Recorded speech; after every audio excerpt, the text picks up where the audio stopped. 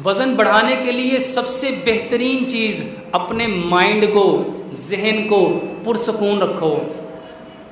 जितना दिमाग पुरसकून होगा, दिमाग कंट्रोलर है, बॉडी को दिमाग ने ऑपरेट करना है। अगर आपका दिमाग भागता रहेगा भागता रहेगा भागता रहेगा भागता रहेगा, या जिस्म फैल जाएगा या जिस्म सिकुड़ जाएगा।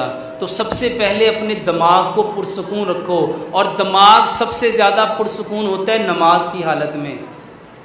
और उस वक्त नमाज की हालत में होगा जब हम वाकई नमाज पढ़ रहे होंगे। तो अपने दिमाग को इंतहाई पुरसकून रखो, लंबा सजदा करो, और 3 चीज़ें इस्तेमाल करो। तलबीना, जौ का दलिया, ये इस्तेमाल करो। नबीज़, ये इस्तेमाल करो। मेरे भाइयों, हज़रत आयशा सिद्दीक़ा रज़ी अल्लाह ताला अन्हा मोटा होने के लिए नबी सल्लल्लाहु अलैहि वसल्लम ने क्या फरमाया था? खजूर और ककड़ी इस्तेमाल करो।